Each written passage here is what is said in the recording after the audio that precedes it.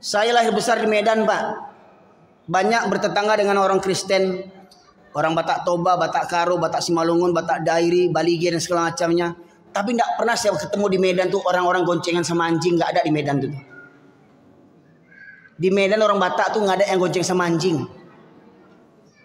Tapi di kampung awak, Pak, di Minangkabau, dari Solo, dari Damasraya, dari Aibangi, dari pesisir, dari Raupanti, hampir tiap minggu tuh Masya Allah sauto juanjiang, sonda juanjiang sambil mendato mana orang mana nanjiang sama jo perangainya.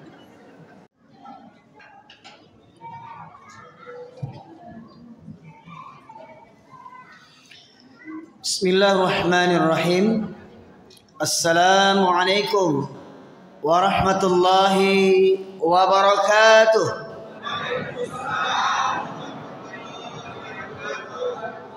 Alhamdulillah nahmaduhu wa nasta'inuhu wa nastaghfiruh wa na'udzu billahi min syururi anfusina wa min sayyiati a'malina man yahdihillahu fala mudilla lahu wa ma yudlilhu fala hadiyalah. Asyhadu an la ilaha illallah wahdahu la syarika lah wa asyhadu anna Muhammadan abduhu wa rasuluhu alladzi la nabiyya ba'dah. Allahumma salli wa sallim ala nabiyyina Muhammad wa ala alihi wa sahbihi ajma'in. Qala Allah ta'ala fil Qur'anil Karim, a'udzu billahi minasy syaithanir rajim. Ya ayyuhalladzina amanu taqullaha haqqa tuqatih wala tamutunna illa wa antum muslimun. Amma ba'du, ma'asyiral muslimin, sidang jamaah Masjid Al-Fajri yang dirahmati oleh Allah. Syukur alhamdulillah kita haturkan kehadirat Allah Subhanahu wa taala di atas geliman rahmat dan karunia yang masih Allah anugerahkan kepada kita. Hingga pada malam hari ini kita dapat melaksanakan program Tabligh Akbar di Masjid Al-Fajri bersama seluruh umat di sekitaran jiran tetangga Masjid Al-Fajri, bahkan sebagian ada yang tetangga jauh yang datang untuk bersama memakmurkan dan menghidupkan syiar-syiar Islam di tengah-tengah kehidupan kita. Salawat dan salam kita aturkan kepada junjungan kita Nabi besar Muhammad sallallahu alaihi wasallam yang dengan utusnya beliau menjadi rahmat bagi seluruh sekalian alam. Bapak Ibu sekalian rahmati oleh Allah, sebagaimana yang disampaikan oleh pembawa acara dan juga Bapak Ketua Masjid, Ketua Umum dari Masjid Al-Fajri, Bapak Effendi, orang menilai dan menganggap khutbah Jumat dan ceramah saya viral. Berbagai macam tanggapan dan respon. Ada yang pro dan ada juga yang kontra. Ada yang mengatakan ceramah saya kasar, keras, ya. Maka daripada itu masyarakat muslimin, saya akan sampaikan kenapa sebegitunya saya menyampaikan khutbah Jumat dan Tabligh Akbar yang dianggap keras oleh sebagian orang. Maka Bapak sekalian rahmati oleh Allah, saya awali majelis ini dengan menyampaikan firman Allah surat Al-Furqan, surat yang ke-25 ayat yang ke-30. Allah berfirman, a'udzubillahi minasyaitonir rajim. Wa qala ar-rasul ya rabbi inna qaumi ittakhadhu Wa qala ar-rasul ya rabbi inna qaumi ittakhadhu hadzal qur'ana mahjura. 1400 tahun yang lalu ketika Rasulullah masih hidup, Allah rekam dalam firman-Nya kegundahan Rasulullah, kerisauan Rasulullah, kegelisahan Rasulullah, kegalauan Rasulullah Allah ungkapkan di dalam Al-Quran, di mana Rasulullah pernah curhat kepada Allah. Allah berfirman berkaitan tentang ungkapan Rasulullah, wahai Rabbku, sesungguhnya kaumku menjadikan Al-Quran ini sesuatu yang diabaikan.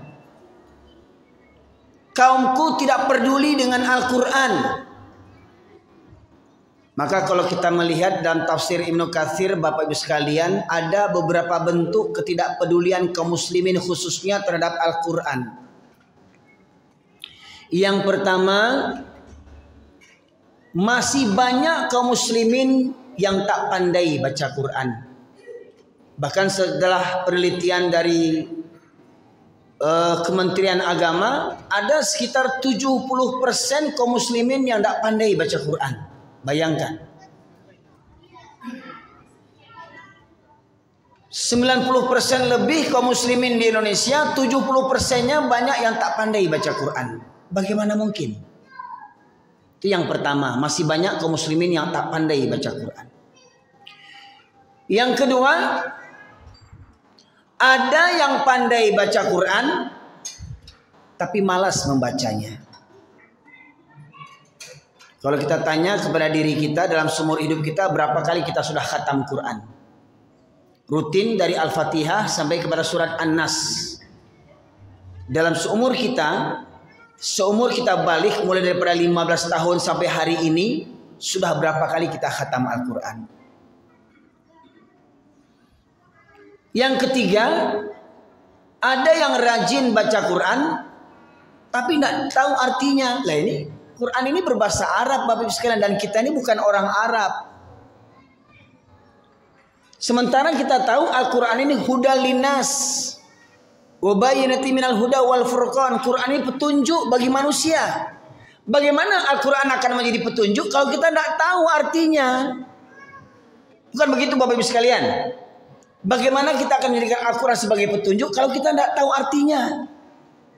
Tak ubahnya kita ini seperti burung beo. Ya, burung beo bisa bicara, tapi burung beo nggak akan tahu maksud yang dibicarakannya itu apa. Karena dia membeo saja. Assalamualaikum, assalamualaikum, selamat pagi, selamat pagi. Ya. Ada di antara kita yang rajin baca Quran tapi tidak tahu isinya. Maka Bapak sekalian, termasuk hal yang diwajibkan ketika kita membaca Al-Quran juga kita iringi membaca terjemahannya agar Al-Quran ini menjadi pedoman dan petunjuk bagi kita. Kemudian berikutnya ada yang tahu artinya tapi tak paham maksudnya. Berbeda antara arti dengan maksud. Maksud itu perlu penjabaran, perlu uraian. Apa yang tersirat dibalik yang tersurat. Ya. Tahu artinya tapi tak paham maksudnya. Berikutnya ada yang tahu maksudnya tapi tak mengamalkan isinya. Berikutnya ada yang mengamalkan isinya tapi tak menyampaikan kepada yang lainnya. Ya, tak mau menyampaikan kepada yang lain, takut nanti orang marah, takut orang tersinggung. Ya. Nah, inilah berikutnya yang terakhir, banyak kaum muslimin tidak menjadikan Al-Quran sebagai obat. Ketahuilah para ulama, di antaranya Imam Syafi'i, kalau beliau sakit, beliau ambil air putih ya dalam wadah, dalam gelas, beliau baca Al-Fatihah saja. Dalam hitungan 3, 5, 7 dibaca Al-Fatihah, beliau hembuskan. Baca Al-Fatihah, beliau hembuskan dan beliau minum. Dan atas kehendak Allah, penyakit beliau disembuhkan, diangkat oleh Allah Subhanahu wa taala. Di antara kita, adakah kita menjadikan Al-Quran sebagai obat? Sayangnya banyak dan kita menjadikan Al-Quran sebagai jimat. Nah, kita pun bukan menjadikan Al-Quran sebagai obat, tapi Al-Quran sebagai jimat. Gimana supaya dapat pelaris? Gimana supaya dapat pemanis, pemikat? Gimana supaya dapat ya jabatan? Ya, di mana supaya kebal, joladi yang bisa makan paku. Kalau gulai paku acok itu makan. Ya. Makanya terheran-heran orang Jawa tuh, orang Minang hebat ya. Paku dimakan. Orang Minang. Ya. Paku dimakan. Ya. Pas dia tengok, iki to pakune, iki na pakis mas, iki urang paku iki, gitu ya. Madah, ya ketahuan, rupanya gulai pakis. Nah, Bapak sekalian rahmati Allah, kalau ada yang mengatakan ceramah saya keras, maka mari kita dengar apa yang keras sebenarnya. Tolong Ustaz, dibuka surat Al-Hadid, surat ke-57. Ayat yang ke-16. Sengaja saya meminta hanya dibacakan terjemahan saja dengan tidak mengurangi rasa keagungan Al-Quran. Dan saya yakin kita semuanya sudah membaca Al-Quran. Namun banyak di antara kita yang jarang membaca terjemahan Al-Quran. Silakan Ustaz. Ayat 16. Belum tibakah waktunya bagi orang-orang yang beriman untuk secara khusyuk mengingat Allah dan memenuhi dan mematuhi kebenaran yang telah diwahyukan kepada mereka. Ya, sebentar. Alam ya'ni lil ladzina amanu an takhsha'a qulubuhum li dzikrillah wa ma nazala minal haqq. Kalau bahasa Minangnya Pak, bilojo lai orang beriman kau akan sadar. Bilojo lai orang Minang kau akan bertobat. Kapan juga lagi, berapa umur kita? Umur sudah 40, 50, 60, 70 masih berjudi juga lagi. Umur sudah 60 masih bampok juga lagi. Umur sudah 50 sholat seminggu sekali juga lagi. Umur sudah 60 kah jadi pejabat, kah jadi presiden, nonton pornografi juga lagi. Kapan juga lagi? Bila lagi ketobat, bila lagi kasadar. Itu kalau bahasa awaknya Pak. Islamlah 7 keturunan, sholat seminggu sekali. Islam 7 keturunan, baca Quran maleh, ndak pandai baca Quran. Kalau karaoke ndak tangguang santiang. Ya. Petatah petitih ndak tangguang santiang, petatah petitih lunak gigi itu, petatah petitih itu Pak. Baca Quran tabi paluah. Bilojo lai kalau bahasa awaknya, bahasa Minangnya. Bagi orang-orang yang beriman agar tunduk hati mereka. Di antaranya kita tahu setelah kita mengucapkan 2 kalimat syahadat dalam rukun Islam, kewajiban yang kedua adalah mendirikan sholat. Bagaimana mungkin ada orang Islam 7 keturunan sholat kapan maunya saja? Udah jadi laki orang, lah jadi ayah orang. Jadi orang Minang yang punya falsafah adat bersenikan sarak bersenikan kitabullah, sarak mengata adat memakai, sarak mengata adat memakai Pak. Kalau menurut pepatah ini sarak mengata adat memakai maknanya apa? Adat orang Minang itu sangat sesuai sumbernya daripada syarak syariat Islam. Jadi kalau memang adat orang Minang itu sumbernya syariat Islam, saya yakin akan penuh masjid ini oleh laki-laki Minangkabau. Kampung awak Pak, pulang kampung Pak, ya orang Pariaman pulang ke Pariaman, orang Sungai Geringyang pulang, Sungai Limau pulang, Sungai Syariak pulang. Celip masjid di kampung awak. Lepanwah. Bahkan ada musaji buka cuma seminggu sekali jo Pak, cuma untuk Jumat, itu pun sudah Jumat tutui balik. Ada nak Pak? Kampung awak tu. Jadi mohon maaf sana orang Pariaman, Ustazku baburuk-burukan kampung awak. Memang betul nyatonya kampung awak. Bagaimana mungkin masjid kok seminggu sekali buka? Balamang-lamang baru rami. Gunanya untuk balamang-lamang musaji itu. Ya. Ini. Allah ingatkan kepada orang yang beriman untuk tunduk hati mereka. Belumkah datang masanya bagi orang yang beriman untuk tunduk hati mereka mengingat Allah? Apakah nunggu mati ya Pak? Kau nak kini bilojo lagi?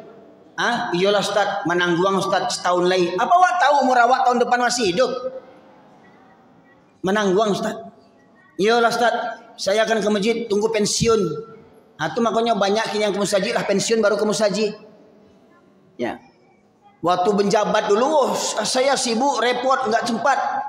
Ya, lah tabuan di kantua baru banyak yang kamu saji nang gaya di sekampung orang kos iko indah. Lagi gege baru ke surau. Ya. Lanjut Ustaz.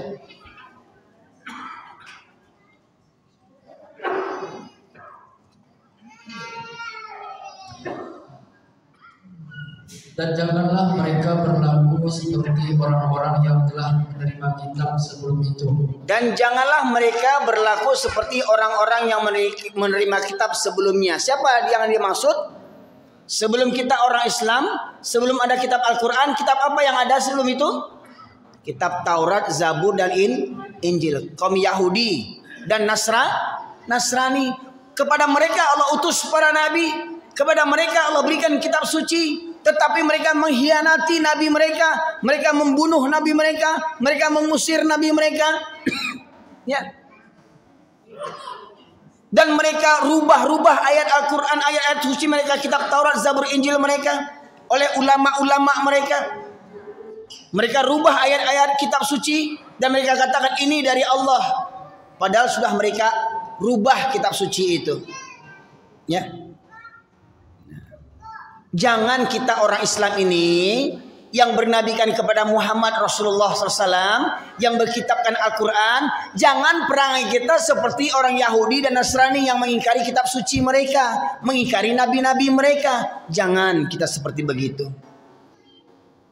Ihdinas siratal mustaqim, siratal ladzina an'amta alaihim, ghairil maghdubi alaihim waladdallin. Ghairil maghdub, ya, orang yang dimurkai. Siapa yang dimaksud orang yang dimurkai ini? Kalau kita lihat dalam kitab tafsir, yang dimaksud adalah orang-orang Yahudi yang dimurkai oleh Allah. Mereka pintar, tapi mereka karengkang. Ya. Waladdallin, dan bukan pula jalan orang-orang yang disesatkan. Siapa mereka dimaksud Allah? Adalah orang-orang Nasrani. Nah, jangan sampai kita ini sudah punya Al-Quran, bernabikan kepada Rasulullah, menjadi orang yang dimurkai dan disesatkan oleh Allah Subhanahu wa taala. Jangan awak meniru perangai Yahudi dan Nasrani. Jangan meniru orang kafir. Bilololai. Nah, lanjut Ustaz. Kemudian mereka melalui masa-masa yang panjang sehingga hati mereka menjadi keras, dan banyak di antara mereka menjadi orang-orang fasik. Dan mereka melalui masa yang panjang hingga hati mereka menjadi keras. Maknanya apa?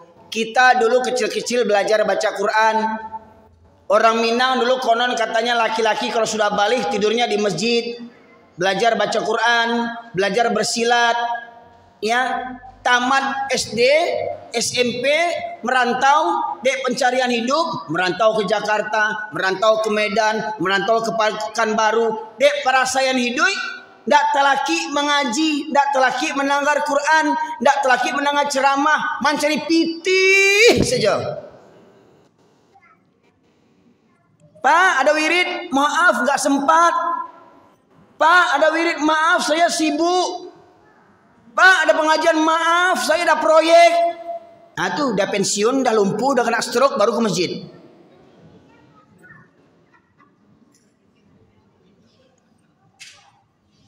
Ya. Kalau sudah lama tidak menengah kaji, sekali menengah Quran tak kajunya. Ustaz kareh, Ustaz kurang aja. Kasana kajinya. Nah. Akhirnya kata Allah, hati mereka menjadi keras. Jadi tidak heran Pak, orang yang Islam 7 keturunan sholat bilo takana itu deklah lama nak menengah kaji, bampok rajin, bampok tiap hari. Kau nak bampok stresnya, ya? Nah, ada orang yang bantu itu. Kamu saji tidak telaki menengah kaji, tidak telaki entah bilo-bilo baca Quran. Kok ada yang meninggal keluarganya baru baca Quran. Kok ada meninggal keluarganya di rumah itu baru baca Quran. Kan baik kalau tiap hari meninggal di rumah itu orang kan. 3 hari meninggal, 3 hari meninggal. Katanya khatam Quran, 3 hari khatam Quran. Sudah tuh meninggal satu lagi. Kan bagus tuh. Sampai kosong rumah tuh, mati semua. Kena begitu enggak baca Quran? Sama ketika di Pariaman tuh, ketika saya diundang untuk mengisi takziah ceramah orang kematian. Wih, Masya Allah, ketika takziah tuh ramai orang di luar itu. Ya, sampai ke labuah-labuah, kedai kopi, sampai di seberang jalan tuh masih nonton dan mendengarkan ceramah. Tapi ketika wirid 5 orang, 10 orang, maka saya sampaikan kok dapet tiap malam kita takziah hendaknya, Pak. Biar mati orang kampung. Takziah rame orang, wirid pengajian di surau enggak banyak yang tiba. Ya. Nah itu. Ya. Kalaulah lama tidak mendengarkan kaji, kalaulah lama disibukkan dengan urusan dunia, mengaji di sisa-sisa waktu, mengaji di sisa-sisa waktu. Kalau dapat mengaji jangan di sisa waktu, sediakan waktu. Umpama Pak, di masjid kita berapa kali wirid seminggu Pak? 3 kali seminggu. Coba sediakanlah waktu 3 kali itu, 3 hari itu. Kau dapat urusan dunia tuh di hari yang lain. Ya, ini ayat yang pertama Pak, berkaitan tentang orang yang hatinya menjadi keras. Selanjutnya Ustadz buka surat yang kedua ayat 74. Surat Al-Baqarah ayat 74. Kemudian setelah itu hatimu menjadi keras sehingga hatimu seperti batu, bahkan lebih keras. Tuh kata Allah. Kemudian setelah itu hatimu akan menjadi keras, bahkan lebih keras daripada batu. Pak, itu kata Allah tuh. Ternyata hati manusia yang kononnya lunak, hati yang aslinya hati kau lunak, bisa didabiah jo pisau, ya, tidak tahan dengan tekanan. Umpama misalkan orang tabrakan, tertahan dia dengan setir, meninggal bisa begitu karena lunaknya hatinya. Tetapi hati itu ternyata kata Allah, ya, secara kasat mata, ternyata hati itu bisa lebih keras daripada batu. Lanjut. Padahal dari batu-batu itu pasti ada sungai-sungai yang airnya memancar daripadanya. Ada pula yang terbelah lalu keluarlah mata air darinya. Dan ada pula yang meluncur jatuh karena takut kepada Allah. Dan ternyata ada batu yang meluncur jatuh karena takut kepada Allah. Pak, ternyata batu yang sangka kita itu benda mati, ternyata Allah menjelaskan ada batu, bahkan banyak batu yang jatuh karena takut karena Allah. Batu saja takut kepada Allah. Manusia ada yang tidak takut sama Allah. Ada manusia yang tidak takut ke Allah. Semua dengan sembahyang santai aja. Yang penting awak bisa makan. Kok sedar makan Pak baru di kampung ambo makan jo ndak sembahyang baru waktu tu. Makan jo nya. Pandai lo merokok baru waktu tu. Kalau sedar makan saja baru di kampung ambo tu makan jo nya.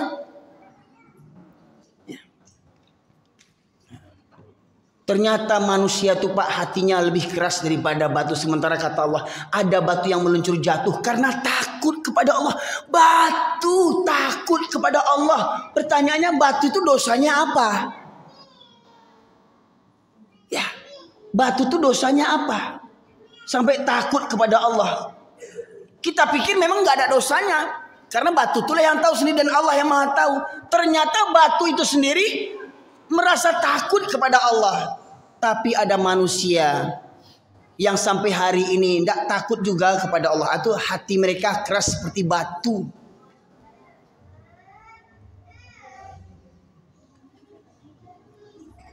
Lanjut Ustaz, surat yang ke-6 122.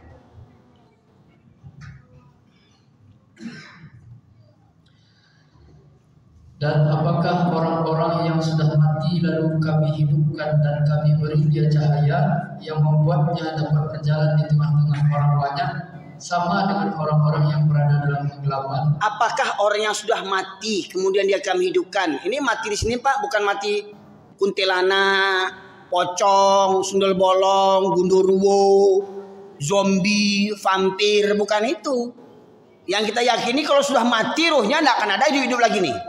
Jangan bayangkan yang udah mati itu nanti jadi pocong. Ini kebanyakan nonton sinetron kita, kebanyakan nonton film Suzana dulu. Suzana, Sundel Bolong. Ya. Kebanyakan nonton pocong, kena prank dengan pocong. Ya. Allah katakan sih, apakah orang yang sudah mati kemudian dia kami hidupkan dan kami berikan kepadanya cahaya? Ya dengan cahaya itu dia dapat berjalan tengah-tengah kehidupan manusia. Maknanya apa? Orang yang pada dasarnya hatinya mati, ternyata masih Allah beri kesempatan untuk menghidupkan hatinya. Contoh Pak, orang kafir 7 keturunan, Dr. Yahya Waloni contohnya tuh. Pendeta besar ke Vatikan sana tuh sekolahnya pendeta Yahya Waloni ini ya. Pendeta yang lulus itu dapat tanda tangannya tuh. Yahya Waloni pendeta tuh 7 keturunan, tidak pernah belajar Iqra. 7 keturunan kafir. Karena dia ingin mencari hidayah, dapat petunjuk masuk Islam, berdakwah sekarang. Ini ada Islam 7 keturunan nggak ngerti-ngerti juga lagi, lebih parah pula daripada pendeta lagi. Hari Jumat nggak ke masjid, hari Minggu nggak ke gereja. Nah kemana sembahyangnya dia ini? Ya. Jumat nggak ke masjid, Minggu nggak ke gereja. Nggak mau pajak kok sebenarnya kok. Ya. Lanjut Ustaz. Sehingga dia tidak dapat keluar dari sana. Demikianlah dijadikan terasa indah bagi orang-orang kafir terhadap apa yang mereka kerjakan. Allah jadikan terasa indah bagi perbuatan orang-orang kafir itu. Orang yang berada dalam gelap gulita, ya.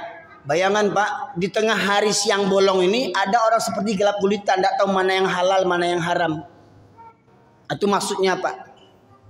Wanita di tengah-tengah hari ini masih ada wanita Islam yang tidak berjilbab keluar rumahnya, santai membuka auratnya. Atau dia berjilbab tapi celananya celana yang sempit, celana legin. Pakai kerudung tapi celana legin. Coba Bu, celana legin itu suruh bapak yang pakai, gimana bentuknya? Gemoy nak, seksi nak. Ada. Ya. Suruh apa-apa pakai serawal legin ibu itu, apa bentuknya? Kekar nak. Menggoda nak, ya menggoda kali sipak. Mencari kambing jantan, kambing bendok itu seruduknya tuh. Ini kok perempuan yang pakai celana legin, itu niatnya apa? Islam 7 keturunan, orang Minang tapi tidak berjilbab. Mengaku orang Minang tuh. Tuh inang-inang sase itu namanya itu. Mohon maaf Bapak Ibu sekalian. Jadi orang yang sudah jauh daripada Al-Quran, ibarat mereka berada dalam gelap gulita, tidak tahu jalan. Main seruduk, main raba-raba aja. Tuh aduh tuh sakit, tuh aduh sakit. Ya, tidak tahu jalan. Maka Al-Quran ini sebagai pedoman, sebagai petunjuk. Maka nama lain dari Al-Quran adalah An-Nur, cahaya. Orang yang tidak berinteraksi dengan Al-Quran, maka dia berada dalam kegelapan. Tidak tahu mana yang jalan yang benar, mana yang jalan yang lurus.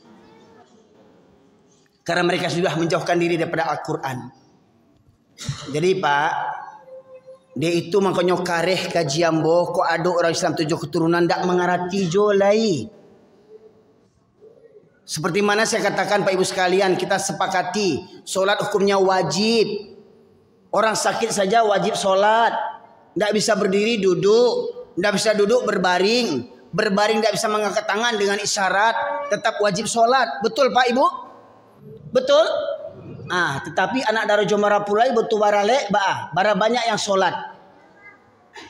Lebih banyak yang tak solat anak daro Jomara Pulai itu keselawat gencu kau calak kau suntiang. Siapa nyuruh kau pakai suntiang? Dia itu tinggal solat. Para lulus suntiang bersolat lagi. Batu Ustaz kasana kaji sar kareh mana itu dia boleh hati walah kareh jadi seperti batu. Berikutnya Ustaz surat ke-7 ayat 179.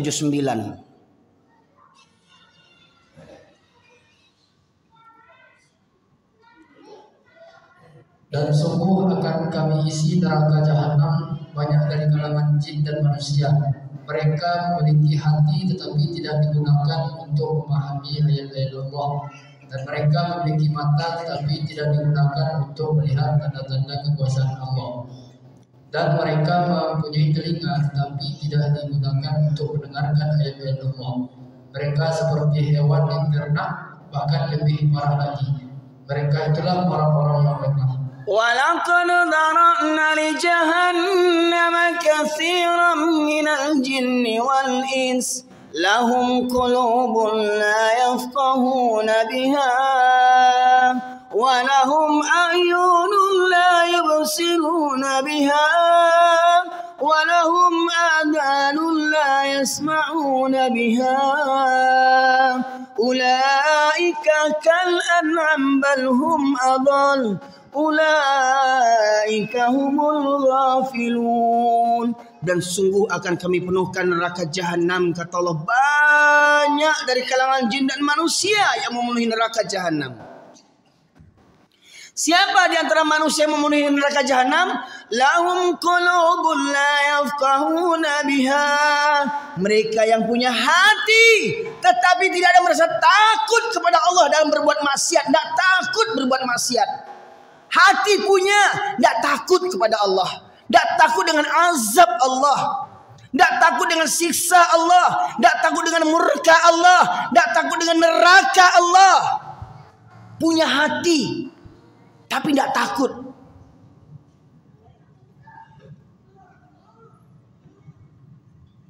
Santai aja mereka tidak sholat, santai aja bermaksiat.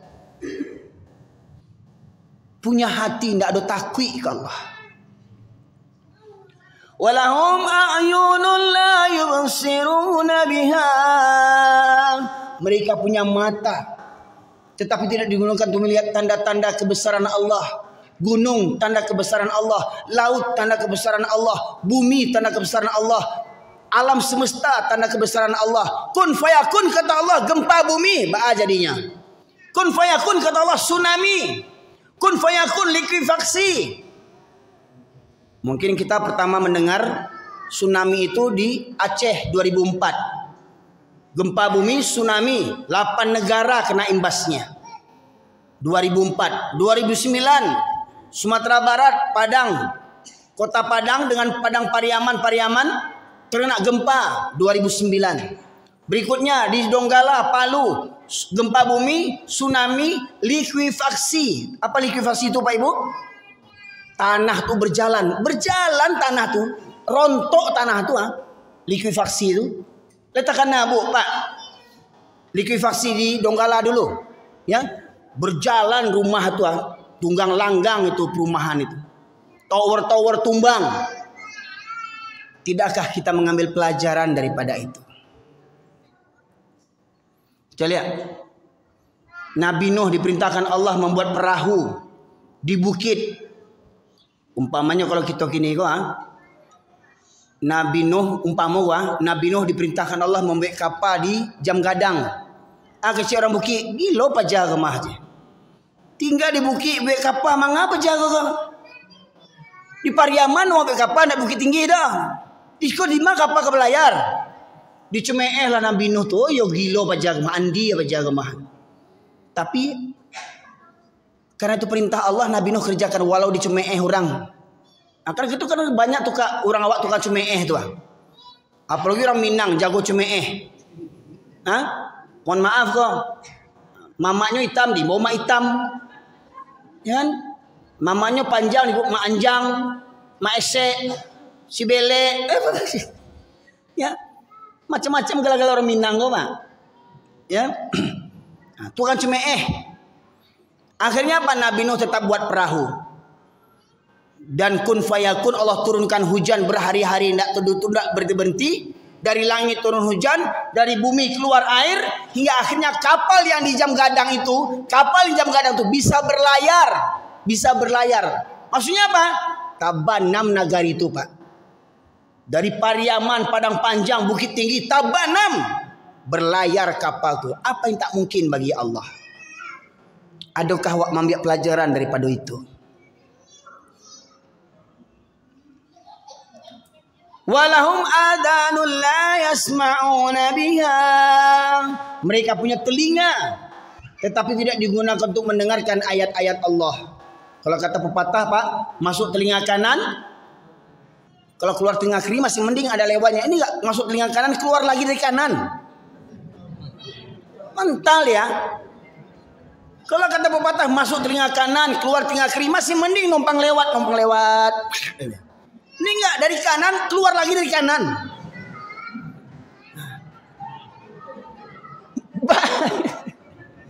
Mbak parah itu telinganya tuh, Pak. Ya. Enggak masuk seketik Allahnya sedikit pun enggak habis sampai pelajaran dia. Ya. Dengar ceramah enggak juga berubah lagi. Umur dah bertambah, begitu juga perangai lagi. Berulang-ulang juga dosa itu yang dibuat berulang-ulang, dosa yang sama. Ya. Punya telinga. Rumah berdekatan dengan masjid. Terdengar azan, Allahu Akbar, Allahu Akbar. Bertetangga dengan masjid rumahnya, ibarat tinggal melompat je lagi sampai ke masjid. Indah jo barangkek lai, basi pakak telinganya. Dekat masjid rumahnya, tidak mampu berangkat ke masjid, basi pakak. Batu lebih kareh daripada batu taknya leh, Bapak sekalian. Batu sar karehna kaji, yo terlambek kaji kareh ko. Terlambek kaji ko, makanya makin kareh hati itu. Maksud dari dulu menengah kaji ko. Ah tuh terlambek mau undang ambo kemari ko. Iya. Jadi ceramah ambo yang viral tuh terlambek, Pak. Sebab setelah ambo tinggal di kampung takaju ya Pak. Iya Pak. Setelah ambo tinggal di kampung di Pariaman, mohon maaf nih orang Pariaman jangan berang orang faktanya begitu. Baru saya tahu orang Pariaman kalau baralek baurgen sampai malaki subuh. Sawer-saweran.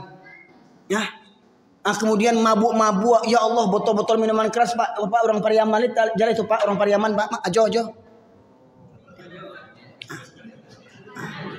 Basera botol-botol minuman keras. Betul apa? Ya. Mohon maaf Pak. Baru saya tahu. Lagi-lagi mohon maaf yang cukup viral juga masalah ini nih. Saya lahir besar di Medan Pak. Banyak bertetangga dengan orang Kristen. Orang Batak Toba, Batak Karo, Batak Simalungun, Batak Dairi, Balige dan segala macamnya. Tapi tidak pernah saya ketemu di Medan tuh orang-orang goncengan sama anjing. Nggak ada di Medan tuh. Di Medan orang Batak tuh nggak ada yang gonceng sama anjing. Tapi di kampung awak Pak, di Minangkabau, dari Solo, dari Damasraya, dari Aibangi, dari pesisir, dari Raupanti, hampir tiap minggu tuh Masya Allah sauto juanjiang, sonda juanjiang sambil mendato mana orang mana nanjiang sama jo perangainya. Tidak bisa membedakan awal. Mohon maaf Pak, batosak cemek, kadang cemek Ustaz kok bukan betu Pak. Mohon maaf, kadang masuk waktu sholat, kadang mohon maaf Pak, anjingnya di kabeknya dipagam saji tuh. Anjingnya di kabek dipagam saji. Dengan sholat orang azan, Allahu Akbar, Allahu Akbar. Kalau anjing tuh ya enggak sholatnya anjing tuh. Kalau anjing sama saji tuh di pungkang orang, yang punya anjing kamanya. Yang punya anjing kamanya. Tidak jago saji. Kalau anjing nak saji wajar, anjing tuh sejak kecil tidak diajar sembayangnya. Yang punya anjing pun nak ngerti kok. Mohon maaf Pak. Mohon maaf Pak Buburu ya, Pak Porbi, mohon maaf Pak ya. Nih di YouTube nih saya sampaikan nih. Sampai katanya ada yang kamu minta hembo, kamu hajar hembo di jalan. Pintelah kok ya talo.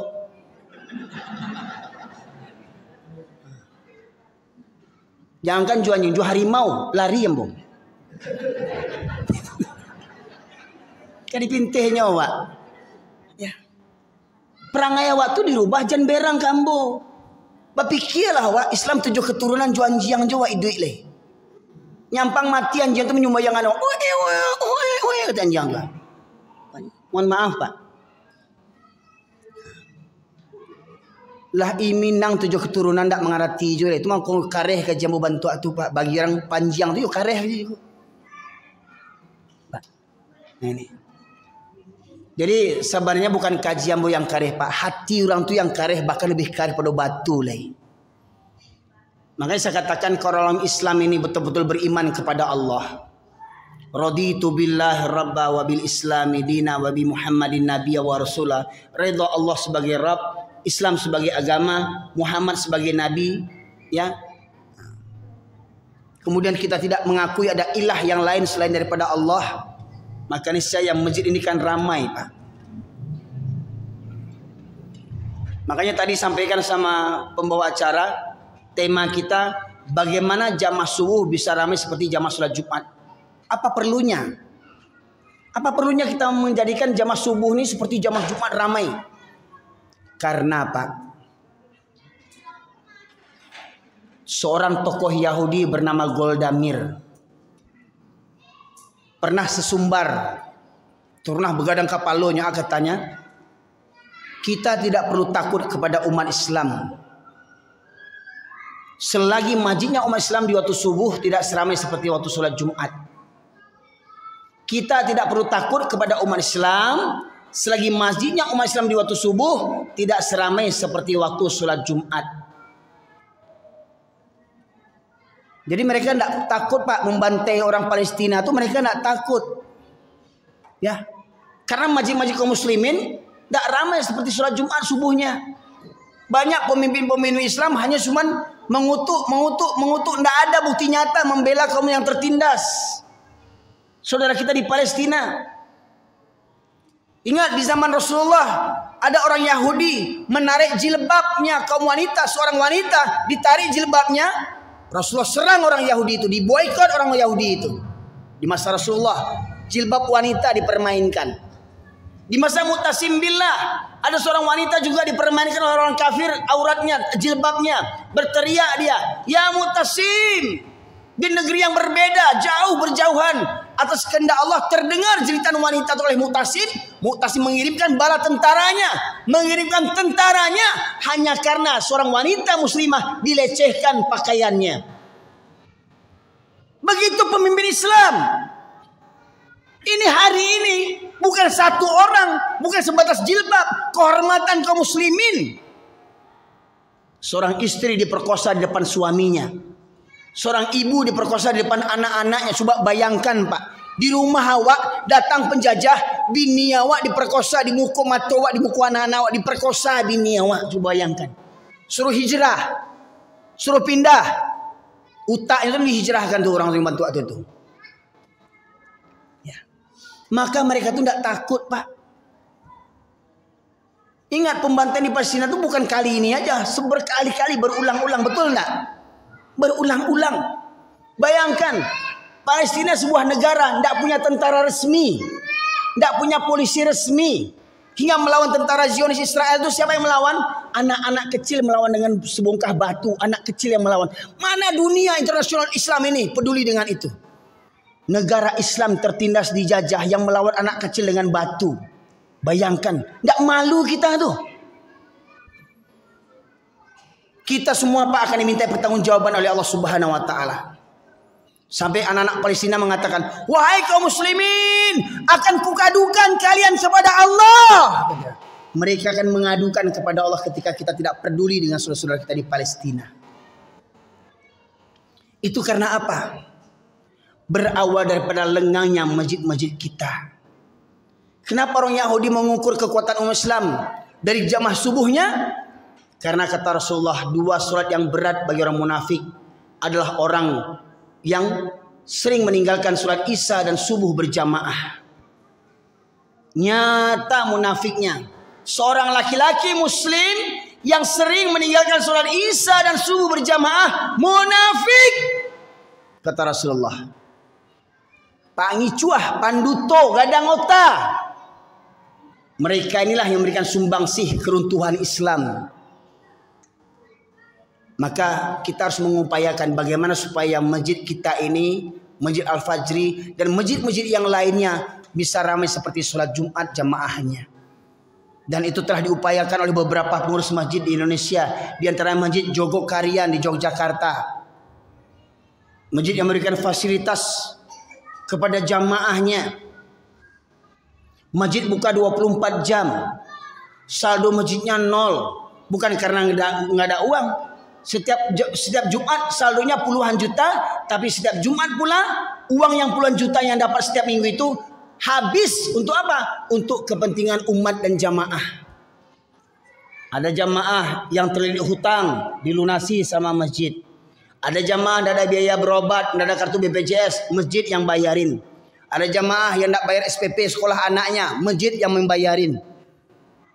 Gimana tidak makmur masjid begitu Pak? Ya. Begitu pula masjid Kapal Munzalan terinspirasi daripada masjid di Jogokarian. Masjid Kapal Munzalan itu lebih kecil pada masjid kita ini. Ya. Mungkin setengahnya masjid kita inilah. Seperti ini juga kondisinya di perkampungan begini. Sampai pengurus punya inovasi. Apa inovasinya? Menjemput jamaah ke rumahnya. Jamaah yang jauh dijemput dengan mobil. Nanti pulang diantar lagi dengan mobil. Hingga akhirnya dari satu mobil, Kapal Munzalan punya mobil. Sekarang sudah punya 30 mobil. 3 diantaranya mobil Alphard. Untuk menjemput jamaah sholat Pak. Bukan menjemput presiden. Menjemput jamaah sholat pakai mobil Alphard. Dan di luar waktu sholat, mobil-mobil ini boleh dipinjam jamaah untuk keperluan jamaah. Kopai barale, kopai bas keluarga segala macamnya, boleh pakai auto Alphard sebab mobil ini mobil umat, bukan mobil pengurus.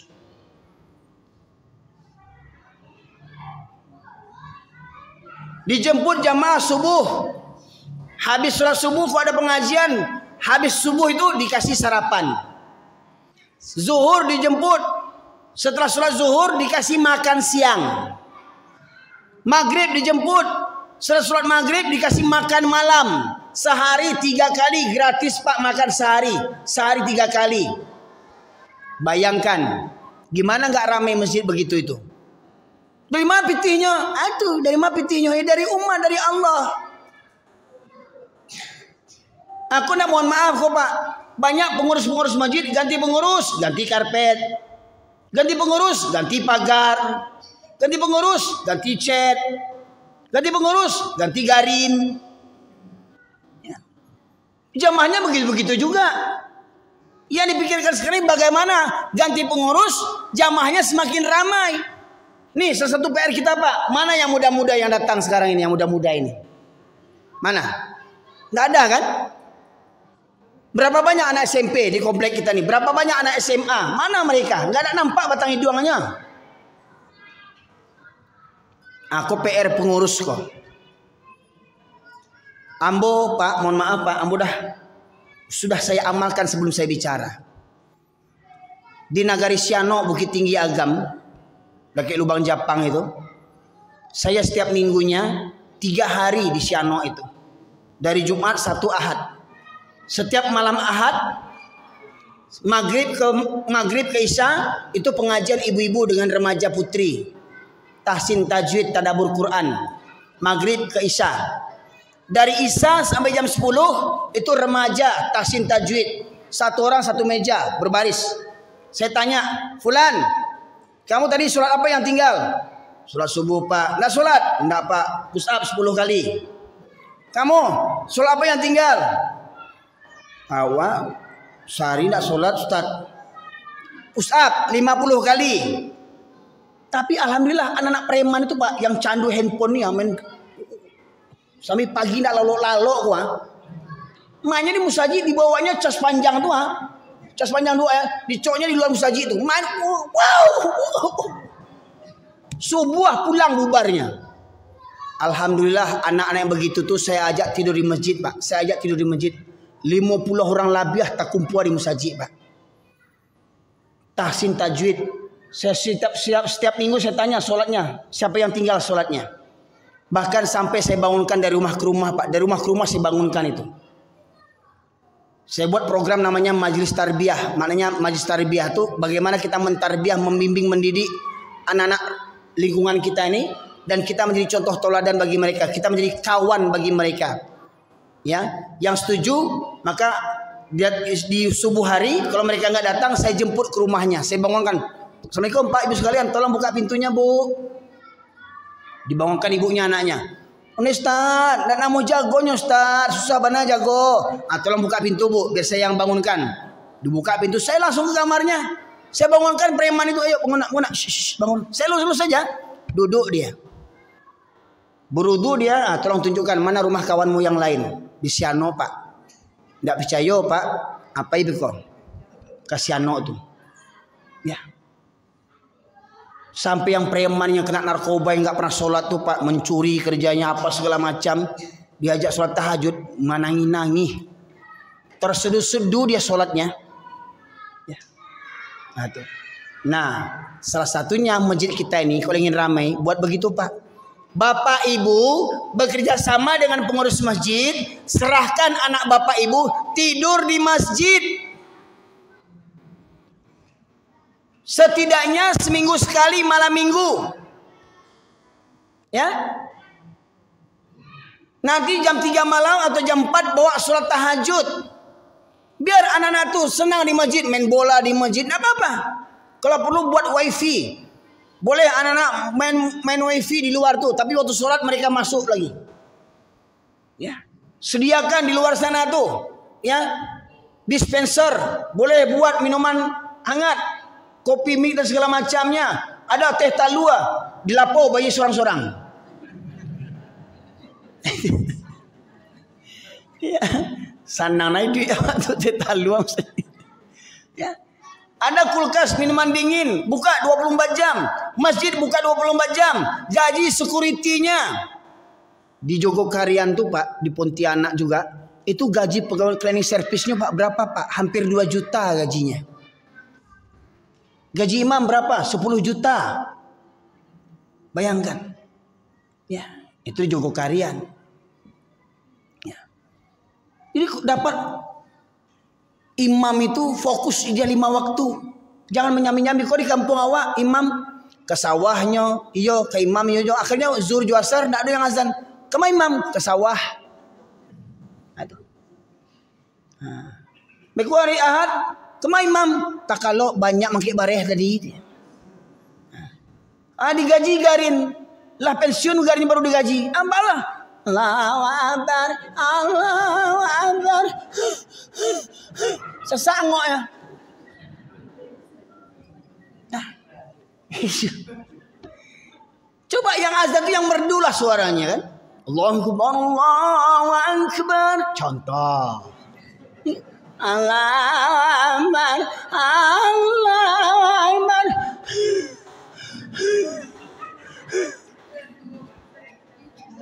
Bagaji 100.000, ya wajar 100.000 bagaji.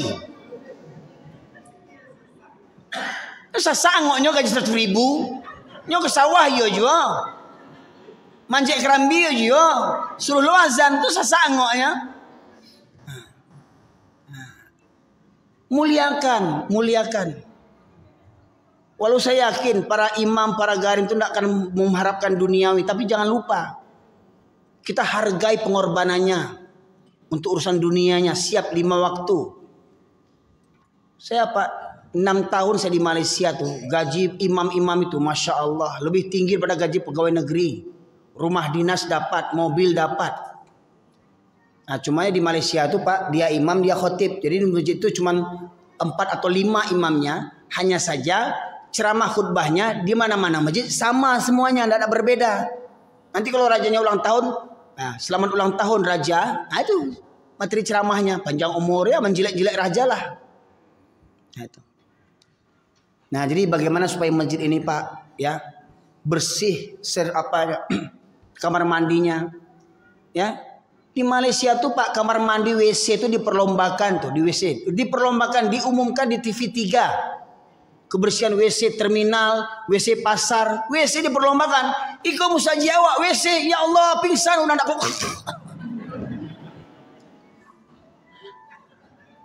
Musaji WC bantu atu, bantu buat ariang. Ya kan? Ke sungai mohon maaf tuh kadang musaji ada main ya. Menyungjang ndak badin dia belakang tuh penyungjang. Cari orang di belakang tuh. Ada yang main tagak, main cucuk aja. Ya. Ada yang jongkok tapi nak berdinding. Ya kan? Ratu-ratu begitu, tidak ada ratu malunya. Pak Ibu, di Malaysia tu Masya Allah WC tu harum. Ya, sampai yang mau ambil terkurang di WC tu. Ya, dia lama begitu. Oh cari, ancak usah WC berhasil. Nah, tidak ada basah lantainya, kiranya apa WC raja rupanya. Saya dengar dikunci, bapak tunggu, baca. Nampak masuk?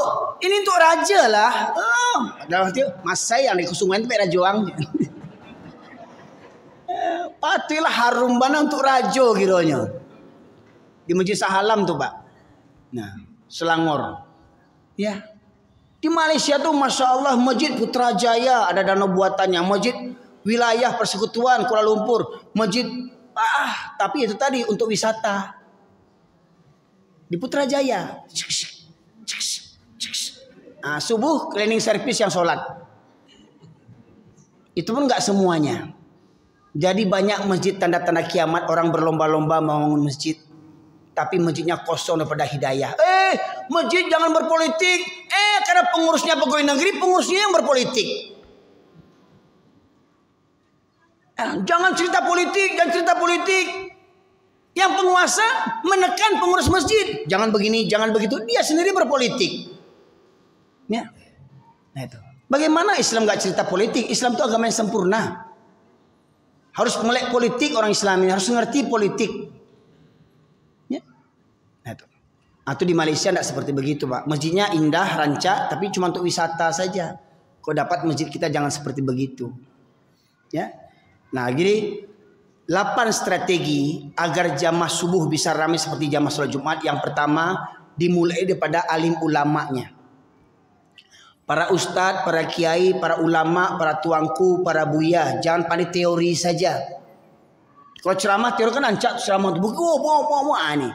Cerita. Dr. Roghib Asirjani, ya, penulis buku Misteri Surat Subuh, ya. Ketika dia mendengarkan ceramah khutbah Jumat, ada seorang penceramah berapi-api ceramah. Kita harus begini. Kita harus berjihad. Nah, jadi Dr. Roghib Asirjani ingin berdialog ingin menimba ilmu dengan ustadz ini. Dicari waktu subuh 3 kali subuh tidak ketemu ustadz ini. Hingga dia bertanya dengan jamaah yang lain, di mana rumah ustadz yang kemarin ceramah Jumat? Oh itu rumahnya sana, didatangi ditemui. Rupanya ada ustadznya, dikira sakit. Saya ketemu cari ustadz selama 3 hari tidak ketemu. Apa gerangan ustadz? Ustadz sakit? Oh enggak, karena saya ustadz viral. Saya ceramah kemana-mana, sampai di rumah takkan tu ambo. Nah, dia ustaz viral gue. Diundang orang kamar-kamar, dek canggihnya banyak, jam terbangnya banyak. Sampai di rumah tak kalok, subuh kesiangan. Ustaz Cilako namanya itu. Ceramah santiang, ambo, pagi ambo siko, zuhur siko, apa siko, jam terbang ana. Kaji cuma tu orang aja kajinya. Ya. Aduh. Alim ulama jangan meritungke membok rabah. Itu yang pertama. Yang kedua, dari pribadi kita, fahamkan kepada pribadi kita tentang keutamaan salat berjamaah seperti mana kita bahas subuh tadi. 2 ayat Al-Qur'an tentang kewajiban salat berjamaah, ya. Surat Al-Baqarah 43, An-Nisa 102, bahkan di medan perang Nabi Muhammad dan para sahabat diwajibkan salat berjamaah padahal nyawa taruhannya. Kemudian Rasulullah menegaskan 2 sholat yang berat bagi orang munafik, ada sholat Isya dan subuh berjamaah. Kalau mereka mengetahui keutamaan 2 sholat ini, niscaya mereka akan mendatanginya walaupun dengan merangkak. Kalau tahu mereka orang Islam ini, kalau tahu laki-laki Islam ini tentang keutamaan sholat berjamaah, niscaya mereka akan mendatangkan masjid walau dengan merangkak sekalipun. Kenapa mesti begitu? Karena dalam sholat subuh itu ada suatu sholat sunnah, namanya sholat sunnah fajar. Apa kata Rasulullah? Raq'ataini minal fajri khairum minad dunya wa ma fiha. 2 rakaat salat sunnah fajar. Ini salat sunnahnya baru nih, belum salat fardunya. Baru salat sunnahnya 2 rakaat lebih baik daripada dunia dan isinya. Apa isi dunia nih Pak? Harta, tahta, wanita, ya kan? Sekaya-kaya apa yang hadir kini Barauto Pajero Pak. Lai 10 lai 20 Ndak manga-manga dia ambo doh. Ambo cie jo ndak dong.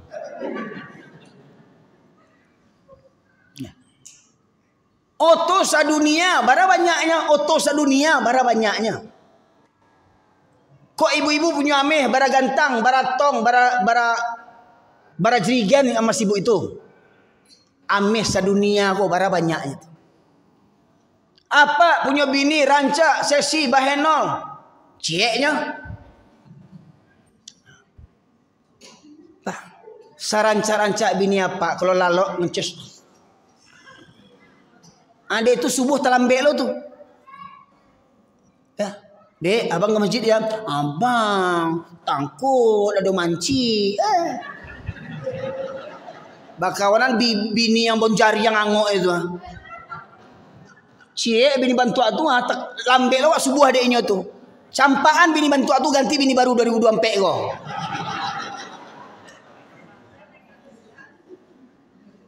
Angok bonjari yang namu terlambat subuh harinya. Nah, asik. Iya, cie baru tuh. Wanita sedunia. Barat talok pak, le talok pak. Mulai ini wanita sedunia kok. Kok nak lumpuh sudah tuh. Ya, wanita paling rancak, ndak manga-manga pak. 2 rakaat 2 waktu fajar lebih baik daripada dunia dan isinya. Kalaulah dikasih DP-nya kan, diumumkan di Pak Pendi, para jemaah, barang siapa yang sholat subuh di Masjid Al-Fajri akan mendapatkan 1 mobil Pajero. Kira-kira gimana masjid ini? Saya dari Pariaman kemari saya sholat ini. Pajero, bilo kena pewak lagi. Itu cie baru. Iku baru BLT 300.000 antri kantor pos orang. Sembahyang zuhur talambe. Tuh 300.000 mau orang antri di Bank Nagari, Bank Riau. Bank BRI kantor pos lah kemati antri. Ke surau ndak talok. Ndak bayangkan. Padahal ke surau tuh Allah kasih janji dunia dan isinya. Ndak percaya ke Allah.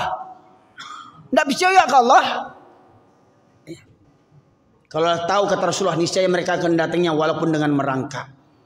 Bayangkan Pak, berangkat ke masjid, langkah pertama dapat menggugurkan 1 dosa, langkah kedua dapat 1 pahala, langkah berikutnya berapa banyak langkah kita, sebanyak itu pula dosa diampuni oleh Allah. Pergi dan pulang dihitung langkah itu Pak Ibu sekalian, berapa banyak dosa yang diampuni, berapa banyak pahala yang kita dapatkan. Kalau orang yang malas ke masjid, alangkah sombongnya orang itu. Terus yang dekat rumah beritu, Pak, rumah kami dekat Usaji, itu sakit dosa kami. Nah, kok mau Pak? Jago jam 3, jalan ke Panam tuh, Uta, sampai Siko sholat duha. Rumah kami dah kesat, sakit dosa kami depeknya. Ya, itu tadi kau mau, jago capek, jam 3, berputar ke Panam tuh dulu. Ya, baru datang mari, sholat duha.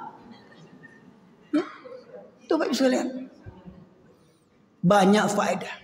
Ketika kita berangkat ke masjid, seluruh makhluk di alam ini, bahkan bebatuan yang tadi kita sangka benda mati, binatang-binatang, ikan-ikan di lautan, semuanya berselawat untuk orang yang berangkat ke masjid. Semua makhluk para malaikat mendoakan kepada orang yang berangkat ke masjid.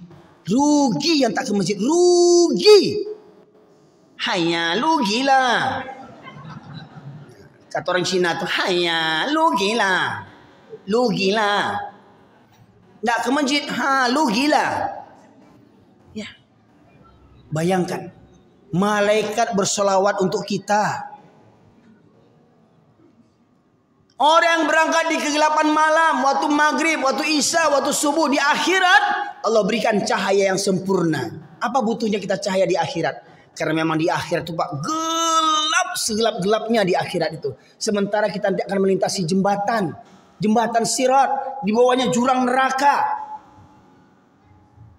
Ya, diumpamakan sirat itu halus-halus rambut dibelah 7, Jangan rambut dibelah. Ya, Sakabek tali kapal je lah menggeletek awak tu. Pohon pinang je awak seberang itu lah menggeletek di bawah jurang. Bapak Ibu pernah melihat di Cina jembatan kaca. Jembatan kaca di Cina lebar tu tabah siang hari orang banyak, ada yang muntah-muntah. Muntah-muntah. Ada yang menggeletek tapanca ke sungai. Jembatan begitu tapanca ke sungainya. Bapak kau di akhirat begitu.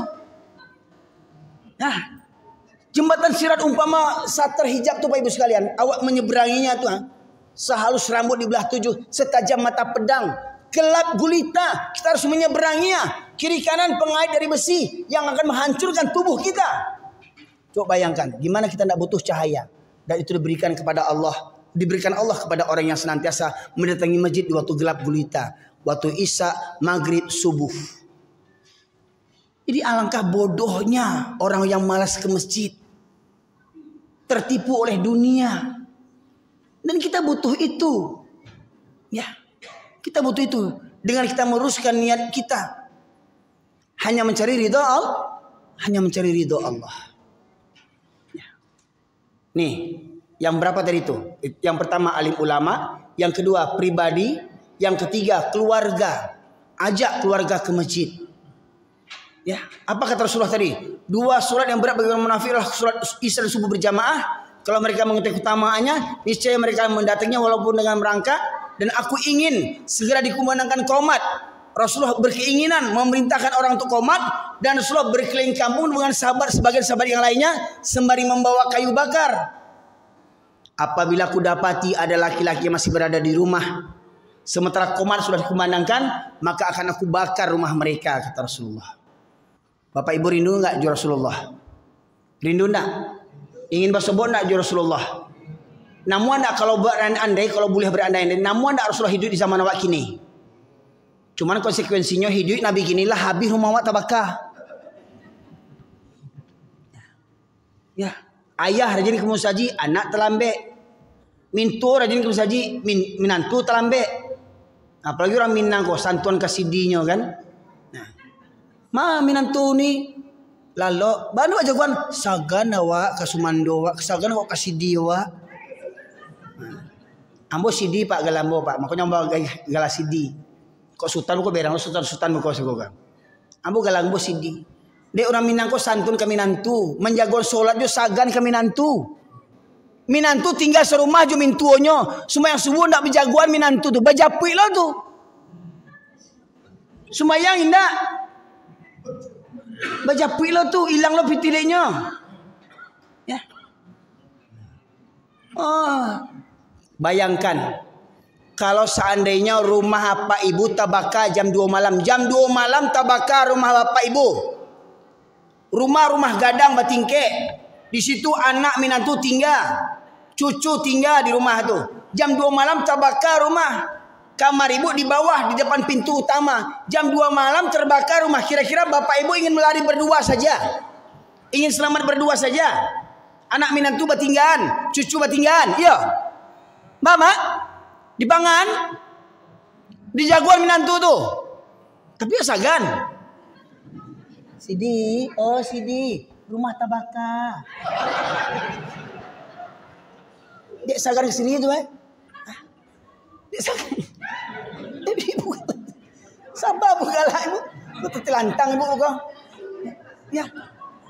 Dek sagan kasih di rumah lah tabaka menjaga sini. Sidi, rumah tabaka Sidi. Betul menjaga menantu tu jam 2 malam dek tabaka. Tentu kita gundah nak. Sidi, rumah tabaka. Hah? Indah ayo terbuka lagi. Keluar, bu tolong. Sidi amu tak kurang. Datang orang kampung didongkak pintu tu, jubrat. Akhirnya dek kamar pakai AC, spring bed, bini, bantu, wah, rancaknya, ndak tak jago subuh, berselimui, Sidi, apa selimuinya, Sidi. Dek sagan ke minantu tadi, Iko minantu mintu acok kamu saji minantunya di padian lalo. Panggang minantu tu.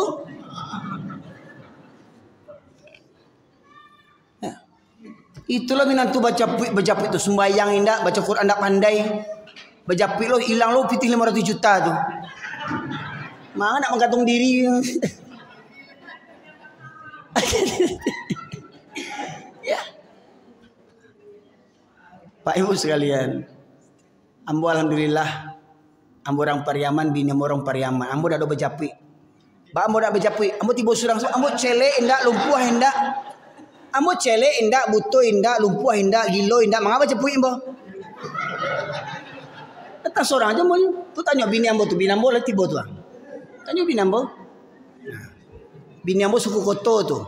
Ambo suku Tanjuang. Datang seorang aja maunya. Ambo tahu rumahnya. Ambo baralek ndak ada menculok pitih mintu ambo dah, Pak. Ndak ada wang-wang hilang mintu ambo dah. Ndak ada menculok pitih mintu ambo, ndak ada wang hilang mintu ambo tu. Kami baralek alhamdulillah bini ambo bagi encu indak baca ancak je bagi ambo bini ambo tu. Baru 6 anak kami gini. Baru 6. Ya, Beb. Atau baralek bini ambo bagi encu indak basuntiang indak bajilbab ceknya alhamdulillah. Ancak je.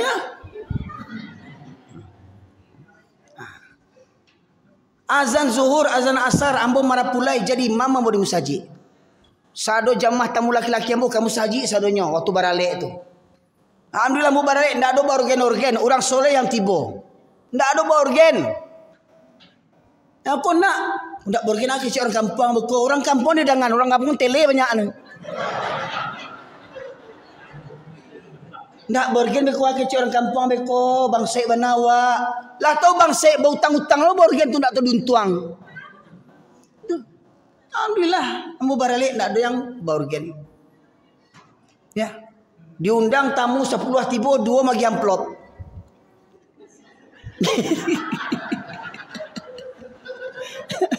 Salah memang gitu. Iya.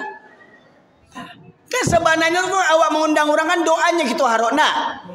Aku terkadang amplopnya gitu ando.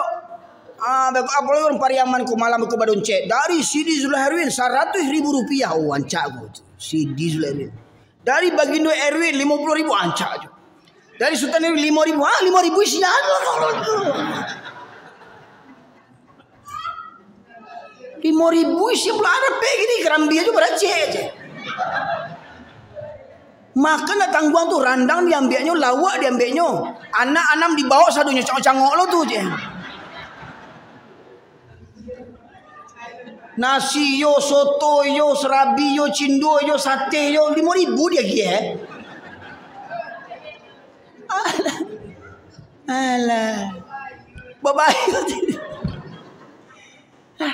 Tiba lo sana dari Pekanbaru, lebar labor le, labor tanya barale, manjak menggaleh tu mangga tu. Tu Pak Ibu sekalian. Aku awak orang Minang kecil awak. Seakan-akan barale itu wajib basuntiang, wajib bagincu, wajib make up. Dia itu banyak yang tak solat. Seakan-akan barale itu wajib pakai organ tunggal, kau tak pakai organ, kau tak rami orang. Panggang aja rumah tu rami orang tu.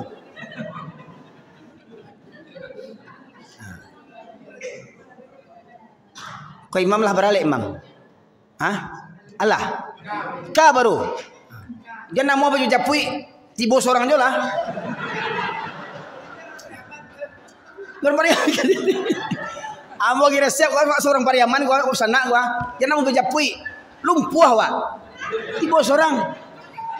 Jangan mau menjual diri awak gratis kan. Ya. Beko baralek beko. Jangan agiah bini awak pasuntiang-suntiang tu. Rancak bini awak untuk awak seorang. Jangan agiah ke laki orang lain. Kau ndak ancak bini awak pasuntiang. Bersalam-salam kau kecek tamu tu. Barana ampek kau di nanti jo. Masai lah. Barana ampek bini awak ditunggunya julai. Bu, jangan lapeh nak galak tu bu. Kau terantang bu kau. Ambo baralek. Di Bateh tamu laki-laki jo padusi tu. Di Medan ambo baralek tu. Di Medan. Sebab itu ilmu yang ambo tahu dan itu kan diminta pertanggungjawaban. Jadi jangan awak menjua agama awak. Baik sekalian. Alhamdulillah otomo barale ambo yang ulan pitih 1 juta ambo agi ke bini ambo. Alhamdulillah dapat kasur, dapat lemari, dapat ranjang, dapat 1 juta 3 in 1. Tanya tu bini ambo tu. Tapi yo sekitu lalo apa balik. Maaf ya beb ya. Itu yang dapat ketika itu. Baik 1 juta dapat 3, lemari dapat, kasur dapat, ranjang dapat, kasur itu. Kini orang bantah aja 1 juta orang beli bantah gini. Awak 1 juta dapat isi kasur, isi kamar sadonya. Tapi lalu tekan perasaan.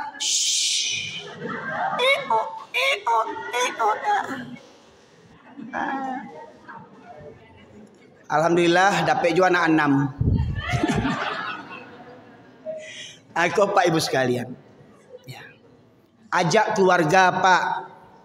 Jadi jangan ke surau tu awak seorang juga ke surau, bawa anak-anak awak, anak laki-laki, terutama anak laki-laki awak. Ya. Yang ketiga, yang keempat lingkungan. Ako, Pak RT, Pak RW, beko di akhirat diminta pertanggungjawabannya aku. Aku ada Pak RW tiba aku. Pak RT yo. Pak RW Pak RT. Pak RT alhamdulillah tiba. Aku Pak RT nak bantu aku aja contoh Kok Pak RT Siko enggak? Oh tetangga RT Siko lagi tiba. Lagi. Alhamdulillah. Ya. Nah itu Pak RT itu nanti akan diminta pertanggungjawabannya bagaimana nanti rakyat dipimpinnya. Itu baru RT baru tuh. Kalau presiden, ini jangan bangga mana wajib presiden, banyak apanya tuh hisapnya pokok di akhirat. Abu Bakar radhiyallahu anhu diangkat dari khalifah, menangisnya, camenya, innalillahi wa inna ilaihi raji'un, menangisnya. Orang kini enggak jadi terpilih menangisnya, bahkan jadi gilonya. Waktu mencalek nak tangguang, ustazi kau ampara lu, sajadah, AC, ambu agia, tapi jangan lupa yo tanggal 24 bukan sampai balik Februari, coblos muka ambo yo, cik.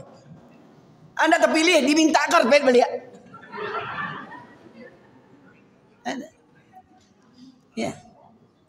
Jadi Pak Pendi, kalau Pak Pendi mencalek ada tuh. Ndak usah janji-janji bawa aja orang ke musaji kok insyaallah. Ambo coblos Pak Pendi. Cuman ambo di Pariaman sayangnya Pak Pendi. Ya.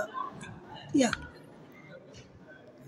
Jadi kok dapat awak mencalon orang tuh, memilih orang tuh orang yang ke musaji, Pak.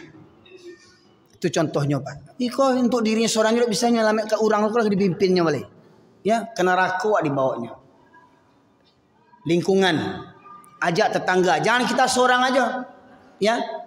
Buat kesepakatan tetangga, tolong Pak Pendi. Nanti kalau Pak Pendi jago ke berangkat, tolong jagoan ambo yo. Nah, tetangga-tetangga di jagoan, di ngean, kepala di Japui. Nah, tuh Pak Pendi. Kalau anda tahu awak kau manfaatkan untuk ambulan tuh Pak Pendi. Japui jo ambulan. Maksudnya biar capek sampai. Bunyian sirenenya tuh. Biar jago orang, biar jago. Ya. Nah, Japui. Nah. Sampai surau agia sarapan, gulai tunjang, bayi sorang-sorang. Ya, begitu. Lingkungan. Oh, awak punya komunitas, persatuan, orang Pariaman. Atau nih, PKDP. Jangan lomba bakowa aja dibuat. PKDP itu lomba pengajian, coba. Nenek mama orang Pariaman di Pekanbaru, lomba MTQ. Itu, jangan lomba bakowa. Lomba bakowa lo dibuat, lah kemati bakowa di pikiran. Ya, lomba buat pengajian, buat ceramah. Bawa orang Pariaman tuh bahas sembahyang ke surau berjamaah. Ya, tuh. Lingkungan. Oh, awak punya komunitas, persatuan ini, persatuan itu, bawa untuk dekat kepada Allah. Buat persatuan pejuang subuh misalkan. Ya, biker subuh, ya pada orang motor-motor tuh ya, angkat subuh nih hari kau subuh di situ, besok subuh situ, touring dari mosque to mosque, dari masjid ke masjid, ya 4, 5, ya pengurus masjid berinovasi, tuh pengurus masjid berinovasi. Alhamdulillah Masjid Al-Fajr ini mengundang ulama-ulama yang hebat-hebat, profesor, doktor, segala macamnya. Yang mungkin tidak semua masjid bisa seperti menghadirkan orang-orang ahli di bidangnya. Maka bersyukurlah jamaah ini, masya Allah bersyukur Pak. Guru-guru hebat datang ke masjid ini. Ya, memberikan ilmunya, berbagi ilmu kepada jamaah. Beruntung sekali jamaah ini. Ya. Tapi yang namanya manusia ada saja yang ya tak menghargai upaya, tak mendukung program ini. Ya. Itulah sunnah manusia itu. Ya, pengurus masjid berinovasi. Bahas supaya jamaah kau nyaman. Ya, macam gini kok semua program kegiatan masjid diviralkan di dunia maya. Ya, buat program iko, buat program malam minggu tidur di masjid remaja-remaja, pemuda-pemuda, ya, agak sarapan paginya, posting di grup, ya, ada segala macamnya. Dunia akan mencari, orang di rantau mencari, orang luar negeri mencari, hingga akhirnya itulah Masjid Kapal Munzalan itu yang dapatnya 5 miliar sampai 9 miliar per bulan dari itu. Program mereka itu jelas. Bayangkan jamaah dikasih makan, yang tidak punya modal usaha dikasih modal. Yang ada biaya berubah ke rumah sakit dia giah UB. Yang tidak ada anak sekolah ke biaya sekolah anak dari SD sampai sarjana musaji menyekolahkan. Tiap bulan membagikan beras sebanyak 8 ton tiap bulan. Disebarkan oleh relawan pemuda remaja masjid. Berapa relawannya? 2.500 relawan pemuda masjid. 2.500 pemuda masjid. Ma pemuda awak. Kau dapat pak, setiap malam minggu buat malam di musaji, lalok di musaji, remaja-remaja kau lalok di musaji, kau dapat apa-apa satolo di musaji, solat tahajud jam 3 malam kau nak jam 4 solat tahajud, agiah snack, agiah minuman supaya bersemangat. Kau bilo-bilo kau 3 bulan sekali, 6 bulan sekali wisata dakwah ke Pariaman, tuh ke tempat Ambo kan. Dakwah, alhamdulillah. Ambo lai, rumah ambo mewah, ya, mepet sawah kecil orang Jawa. Di muka sawah. Kalau namu apa wisata ke Pariaman, insyaallah ambo bawa makan di sawah tu, bawa nasi sorang-sorang. Sebab ambo tak punya pusako pak. Laki-laki di Piaman kau baru punya pusako pak. Di Minangkabau kau laki-laki tak punya pusako, serau kotok je lainnya. Ya, aku Pak Ibu sekalian. Jadi supaya remaja kau semangat, Pak Ibu sekalian. Malam minggu, kau dapat bapak ibu dukung program itu. Malam minggu anak-anak antar ke musaji, lalok di musaji, terutama yang laki-laki. Kau nak mau padusi, jadi masalah. Tu ruangan atas tu rumah tahfiz tu, buat padusi khusus itu padusi, supaya tidak bercampur. Ya, dikontrol, dijaga. Dek panitia, dek pengurus, ya, seminggu sekali. Musaji punya inovasi, ya. Kemudian yang keenam, pihak sekolah. Kau dapat musaji mendatangi pihak sekolah, kepala sekolah. Gimana Pak Ibu? Kita buat program mabit untuk siswa-siswa. Apa mabit itu? Malam Bina Iman dan Takwa. Sebab Pak, Ambo diundang ke sekolah. Ambo survei anak-anak tuh dari 300 sampai 700 siswa di sekolah itu. Saya survei tidak sampai 10 orang yang menjaga sholatnya. Itu di Sumbar tuh, di Sumbar. Dari 700 pelajar muslim Minangkabau, tidak sampai 10 orang yang menjaga sholatnya. Bayangkan tuh. Sana kemanakan awak orang Minang tuh. Dari 700 siswa, tidak sampai 10 orang. Tidak prihatin awak tuh. Buat mabit malam Bina Iman dan Takwa. Lalu di musaji setiap malam minggu. Undang pihak sekolah bekerja sama dengan pihak masjid. Ya. Kemudian yang terakhir para agnia, para orang-orang kaya. Ya, tolong sumbangsihkanlah hartanya. Selama ini kita hanya memberikan fisik masjid, tetapi kita lupa menguatkan mental jamaah masjid. Ya, berikan semangat mental jamaah masjid itu. Tidak apa-apa. Subuh sekali sarapan gratis dan segala macamnya supaya mengeratkan hubungan silaturahim antara jamaah dan pengurus. Ya, sering bertemu jamaah. Oh, bersobok yang jarang sobok. Kenapa tuh? Sakit enggak? Kok sakit kita kunjungi. Nah itu.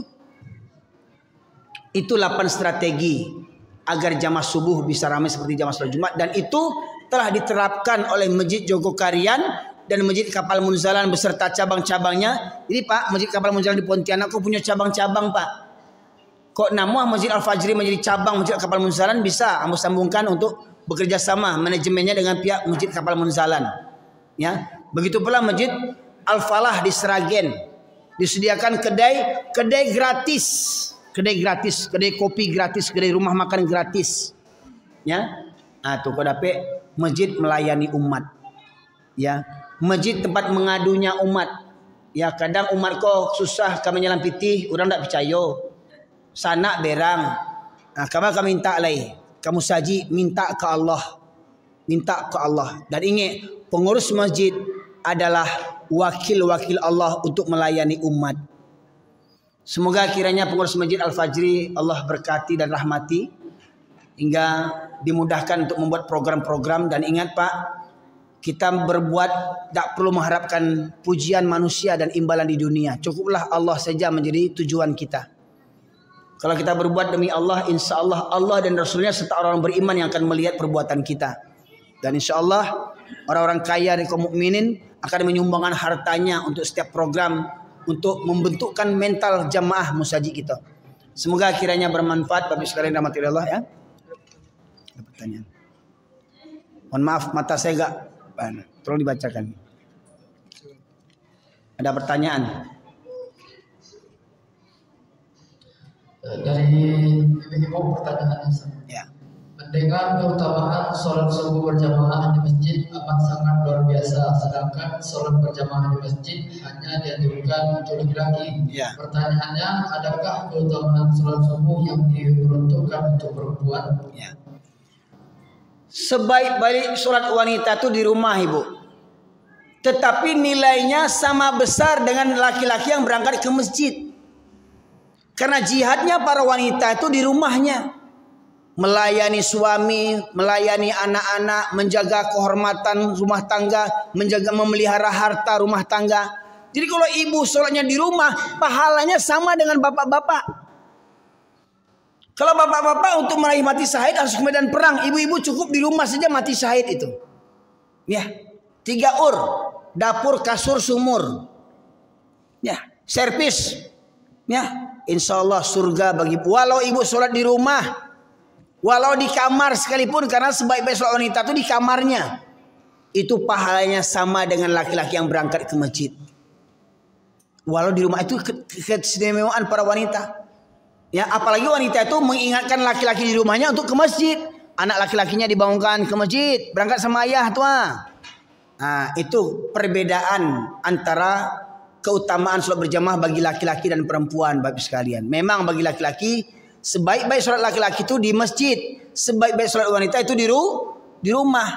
Dan bila wanita meminta izin untuk sholat di masjid, jangan dilarangi apabila wanita terhindar daripada fitnah. Jadi sebaik-baik sholat yang fardu itu bagi laki-laki itu di masjid. Jadi kalau ada laki-laki yang sholat di rumah, suami yang sholat di rumah, itu namanya suami solehah namanya. Ya. Kalau ada laki-laki yang rajin sholat di rumah, itu laki-laki solehah. Allahu Akbar. Ya. Kasih mukena sekali. Ya. Aduh. Karena ke masjid itu bagi laki-laki, di rumah itu bagi perempuan. Jadi kalau ada laki-laki sholat di rumah itu laki-laki kepadusi-padusian namanya. Laki-laki KW. Ya. Nah, tuh. Laki-laki sejati itu bukan rokoknya di Samsu. Laki-laki sejati itu bukan minumannya extra jos.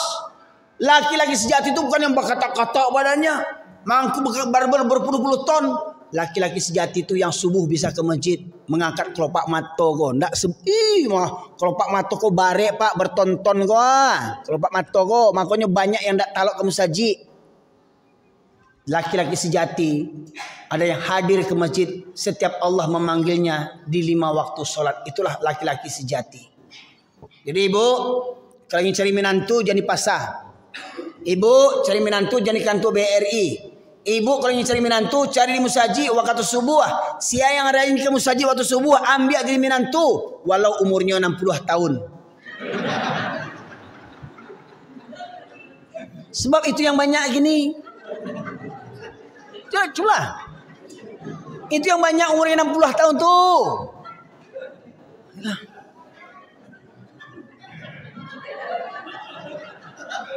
Ambo yakin kalau ibu ambil jadi menantu nak akan selingkuh apa tu leda.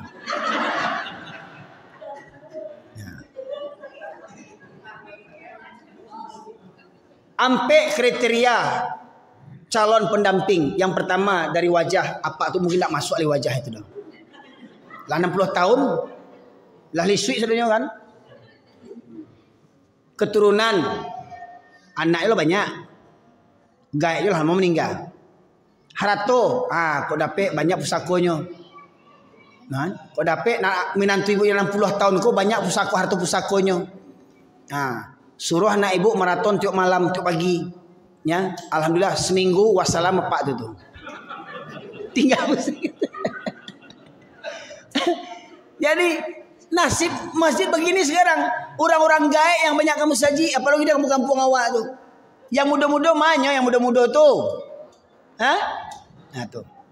Lalu tadi kan. Anak saya yang muda tu. Anak awak. Ya, ambo yakin minantu ibu yang 60 tahun tu kan setia ke mana ibu tu. Kamapai dipaciknya anak ibu tu. Tu pilih cepet dah. Maka cepet nah kan. Kamapai dipaciknya tu. Tak percaya bu, ambil cik sebagai contoh. Tinggal pilih lah.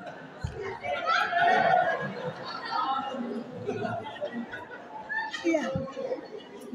Tak percaya ambil lah cik. Biar mau jadi qadinya. Ambo yang menikahan. Ya. Cubalah. Kau serius kau bu? You galak-galak, cemean nampaknya kau. Ambo serius kau. Gunung muda tampan tak kamu saji. Ya. Cuman kau dapat ya imam kau. Berabu ibu mencari imam kau. Ambil di minantu. Tapi kalau minta japuinya, campaannya. Tak japik loh kan. Ini ya. Demikian para jamaah sekalian 8 strategi agar jamaah subuh bisa ramai seperti jamaah salat Jumat. Ya. Kalau kini mungkin snack menu kita malam gini Pak. Ya, di kamar muslim itu begitu ada menunya. Insyaallah kok bila-bila mau diundang melihat subuh berjamaah kita, insyaallah katupek gulai tunjang kau. Ya, di Pariaman kita makan. Ya, bila-bila kok nama mengundang ambo, kita buat program subuh berjamaah. Bisa ndak subuh berjamaah panuh musaji awak kau? Ya, insyaallah ambo siap kalau diundang untuk itu. Ambo untuk menghidupkan musaji kau semangat Bapak Ibu sekalian. Ambo lebih semangat diajak untuk ke musaji daripada diajak umrah ambo, yakin ambo. Ya, sebab ambo ya kalau umrah tu memang ya lasuh awak. Ya, pembina umroh, pitih dapat gratis ongkos, bisa jalan-jalan. Tapi ndak tenang jiwa kalau misalnya musaji kau langang bu, ibu mau mencari musaji kau. Kau dapat upaya memikirkan supaya musajid kita ini ramai di waktu subuh. Ya, maka bersama kita bekerja sama dengan pengurus, support pengurus, dukung pengurus. Ya, selagi dalam kebaikan dukung pengurus kita ini. Bapak ibu yang punya harta, sisihkan harta. Nih, uang ambo 2 juta untuk sarapan pagi nanti subuh. Ya, tak apa-apa. Bapak Ibu, ya walaupun ada gerakan subuh, kau dapat setiap pagi itu ada sarapan. Kok kopi, kok segala macamnya. Bersilaturahim kita dengan tetangga, bercerita. Gimana Pak kabarnya? Ya, semoga terjalin ukhuwah silaturahim di antara kita. Tersingkirkan rasa prasangka, tersingkirkan rasa iri dan dengki. Allah eratkan hubungan persaudaraan di antara kita. Kuat jamaah kita, bangkit Islam daripada masjid. Demikian kiranya Bapak sekalian dapat saya sampaikan. Semoga bermanfaat. Kepada Allah saya mohon ampun, kepada Bapak Ibu sekalian saya memberi maaf. Subhanakallahumma bihamdika asyhadu an la ilaha illa anta astaghfiruka wa atubu ilaik. Alhamdulillahirabbil alamin. Assalamualaikum warahmatullahi wabarakatuh. Waalaikumsalam warahmatullahi wabarakatuh.